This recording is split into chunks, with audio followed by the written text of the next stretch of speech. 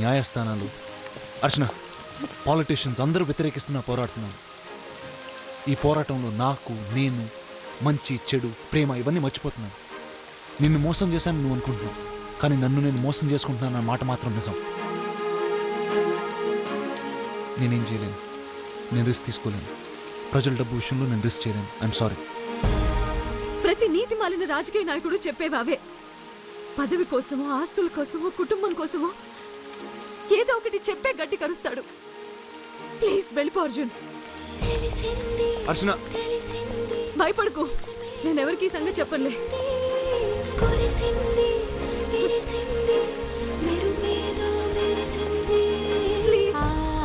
వెళ్ళిపో.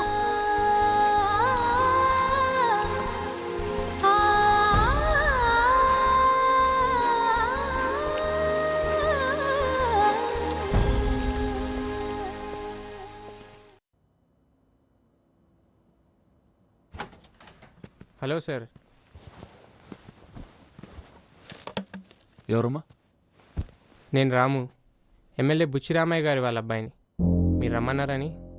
ఫ్రాంక్గా నాకు ఒకటి చెప్పు, కాన్ఫిడెన్షియల్. నువ్వు ఆ మర్డర్ చేసావా? తాగున్నాం సార్, మూడ్లో ఉన్నాం, మంచి అమ్మాయి కనిపించింది, వి జస్ట్ హ్యాడ్ ఫన్ అంతే. మర్డర్ చాలా గోలబెట్టింది సార్, బాగా కొవ్వు పట్టిన అమ్మాయి. ఎంత చెప్పినా ఊరుకోలేదు, డబ్బులు ఇస్తామని ఊరుకోలేదు. ఓకే, సీ యూ సార్, ఉంటాను. ఒక రిక్వెస్ట్ సార్, డాడీ చిన్న పార్టీ ఇస్తున్నారు, సెలబ్రేట్ చేసుకుంటున్నాం, మీరు కంపల్సరీ రావాలి.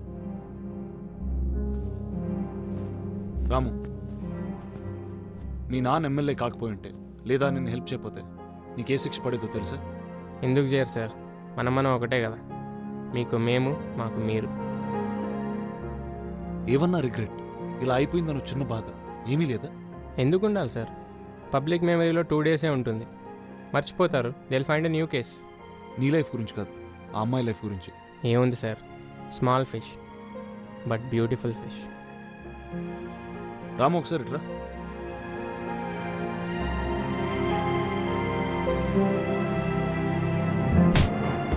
ఇడియట్. మీ నాన్న ఎమ్మెల్యే కాబట్టి శిక్ష తప్పించుకున్నాం, ఇదన్నా గుర్తుపెట్టుకో. పో, అవుట్.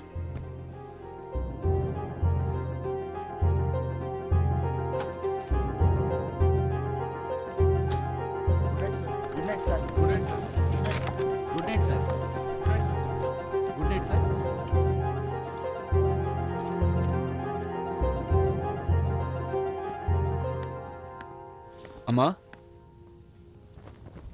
ఏంట్రా? దా.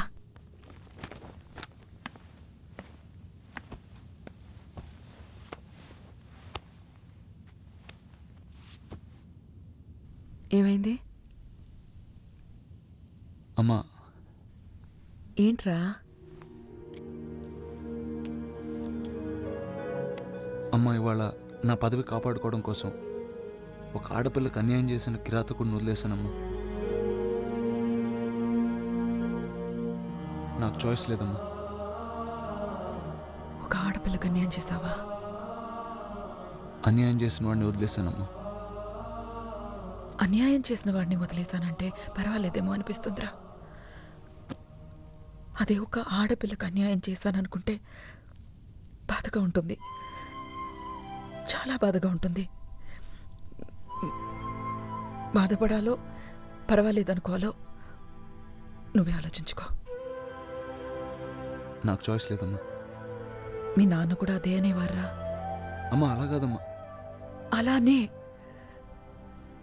ఇవాళ రేప్ కేస్, రేపు మర్డర్ కేస్, ఎల్లుండి ఫ్యాక్టరీ లైసెన్స్, ఆ మర్నాడు ల్యాండ్, ఇలా ప్రతి దాంట్లో నీకు చాయిస్ ఉండదురా.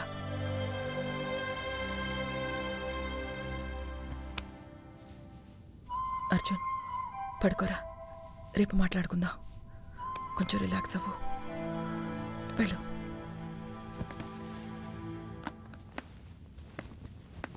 అర్జున్, నువ్వు లీడర్ అవ్వాలనుకున్నానే గాని పాలిటీషియన్ కాదురా.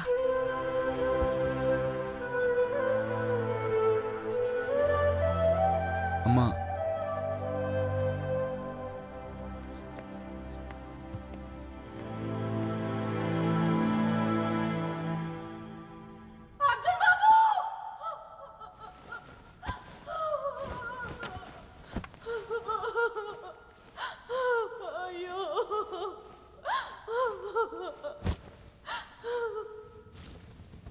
ఉంది సార్.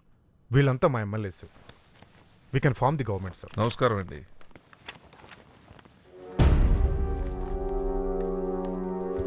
సార్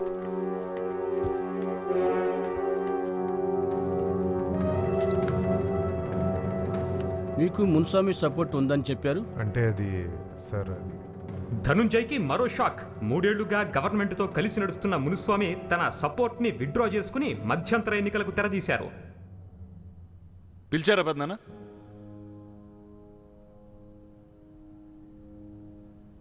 అర్జున్, ఏమిట్రా ఇది? ఏం చేస్తున్నావు నువ్వు? నా రక్తం, నా కుటుంబం, నా సర్వస్వం 30 సంవత్సరాలు ధారపోసి పెంచుకున్న సామ్రాజ్యం ఇది. దాన్ని కాస్త ఒక్కసారిగా కూల్చేశావు. నువ్వు నడిపిస్తున్న ప్రభుత్వమే కదరా, అయినా ఇలా ఎందుకు చేసావురా? శవాలు నడిపించలేం కదా పెద్దనా, వాటిని సమాధి చేయాలి. మీరు కరెక్ట్ కాదు. మీలాంటి వాళ్ళు జనాలకు అవసరం లేదు. మీ గాలి సోకిన, మీరు నడిచే మట్టి వాసన నాకు తగిలిన, మీలో ఏ ఒక్కరు ఆలోచన నేను విన్నా మార్పు సాధ్యం కాదు. మరో 100 ఏళ్ళు వెనకాలకి వెళ్ళాల్సి వస్తుంది. అందుకే మీ నుంచి దూరంగా వెళ్ళిపోతున్నా, ఒక కొత్త ప్రపంచం కోసం.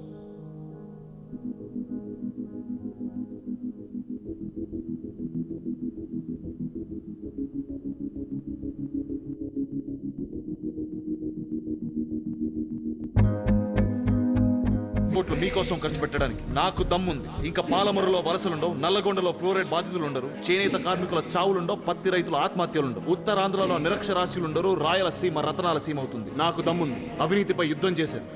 నాకు దమ్ముంది. అవినీతి ఎమ్మెల్యేని మీ ముందు నిలబెట్టాను. నాకు దమ్ముంది.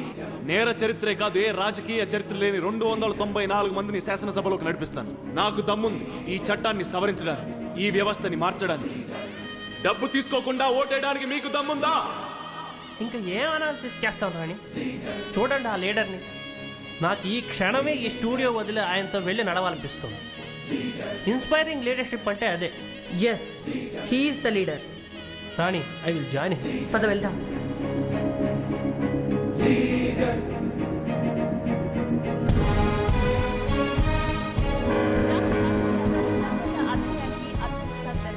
ఆ బూత్లో నా భవిష్యత్ అన్న దిశగా ఆయన పార్టీ పరుగులు తీస్తోంది. అఖండ మెజారిటీ దిశగా ఆయన పార్టీ పరుగులు తీస్తోంది. ఏ చోట చూసినా, ఏ ప్రాంతంలో చూసినా అర్జున్ పార్టీ కంప్లీట్ గా స్వైప్ చేస్తూ వెళ్తుంది.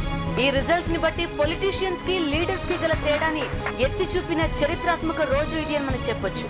నిజమే, ఇది దేశ చరిత్రలోనే ఎవరు కని విని ఎరుగని తీర్పు. రాష్ట్ర ప్రజలకు ఒక నిజమైన లీడర్ ఉదయించిన రోజు ఇది.